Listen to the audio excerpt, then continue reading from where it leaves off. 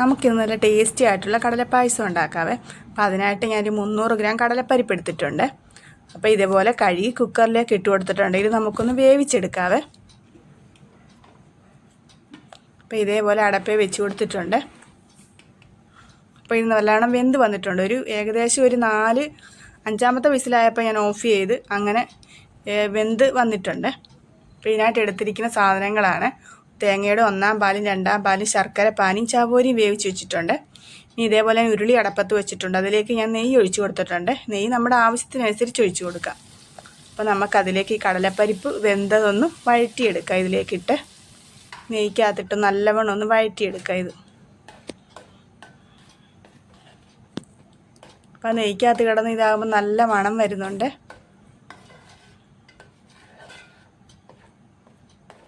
ഇതിലേക്ക് നമുക്ക് ചവോരി ഇട്ട് കൊടുക്കാം. വേവിച്ച് വെച്ച് ചവോരി ഒരു സ്വല്പം കുറച്ചേ എടുത്തിട്ടുള്ളൂ. 50 ഗ്രാം അത്ര എടുത്തിട്ടുണ്ട്. അപ്പോൾ അതിലേക്ക് ഇനി ശർക്കര പാനി കൂടി ചേർത്ത് കൊടുക്കുന്നുണ്ട്.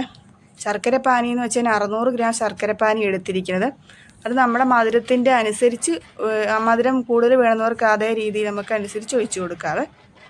അപ്പോൾ ഇത് ഒഴിച്ച് കൊടുത്തതിന് ശേഷം നല്ലവണ്ണം ഒന്ന് ഇളക്കി കൊടുക്കുക. എന്താണെന്ന് വെച്ചാൽ നമ്മുടെ കടലപ്പരിപ്പൊക്കെ വേവിച്ച് വെച്ചതേ നല്ലവണ്ണം ഇതിലോട്ടൊന്ന് മിക്സ് ചെയ്ത് ഒന്ന് ഉടച്ച് ഇതാക്കി കൊടുക്കാം. ഇനി ഇതിലേക്ക് നമ്മുടെ 2-ാം പാൽ ഒഴിച്ചു കൊടുക്കാവേ. 2-ാം പാലൂടെ ഒഴിച്ചതിന് ശേഷം നല്ലവണ്ണം ഒന്ന് ഇളക്കി കൊടുക്കുക.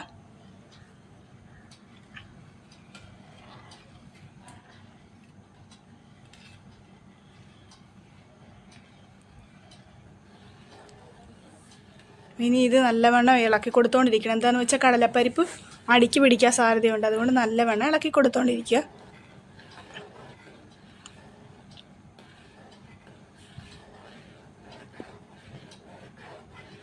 കൈവിടാതെ നല്ലവണ്ണം ഇളക്കി കൊടുത്തുകൊണ്ടിരിക്കുക. ഇങ്ങനെ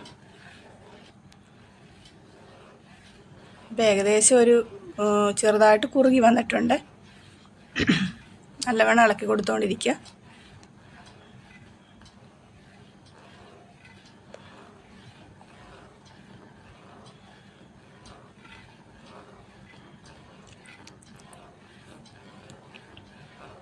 നമുക്ക് തേങ്ങാപ്പാൽ വേണ്ടാത്തവർക്ക് മറ്റേ അല്ലാത്ത പശുവും പാലിനകത്തും ഇത് ചെയ്യാം.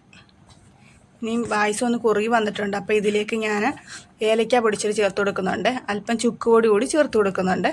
ജീരകപ്പൊടി വേണമെങ്കിൽ ആദ്യം ചേർത്ത് കൊടുക്കുക. ഞാനിവിടെ ഇപ്പോൾ ചേർക്കുന്നില്ല.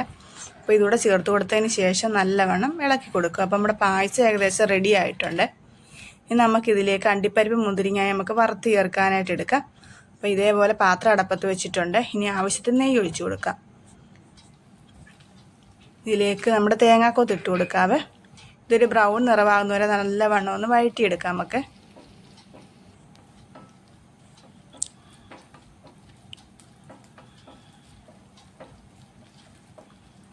നെയ്യൊക്കെ നമ്മുടെ ആവശ്യത്തിനനുസരിച്ച് എത്ര വേണമെങ്കിലും ഒഴിച്ചു കൊടുക്കാം. അപ്പം ഇത് ഏകദേശം ഒരു ബ്രൗൺ നിറമായിട്ടുണ്ട്. ഇതിലേക്ക് ഇനി അണ്ടിപ്പരിപ്പ് ഇട്ട് കൊടുക്കാവേ.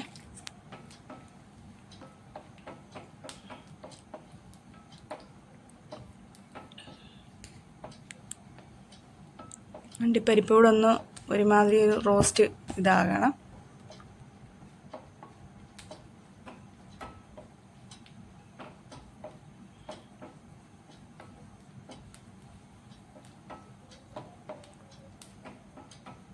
നമുക്ക് ഇതിലേക്ക് മുന്തിരിങ്ങ കൂടി ഇട്ട് കൊടുക്കാവേ. അപ്പം എല്ലാം കൂടെ ഒന്ന് നമുക്ക് വറുത്ത് കോരിയെടുക്കാം.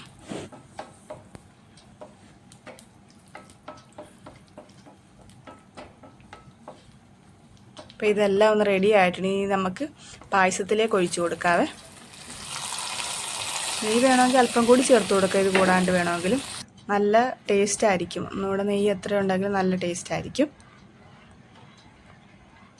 അപ്പോൾ ഇത് ചേർത്തതിന് ശേഷം നല്ലവണ്ണം ഇളക്കി കൊടുക്കാവേ. ഇനി നമ്മുടെ ആദ്യത്തെ 1-ാം പാൽ ചേർത്ത് കൊടുക്കാവേ.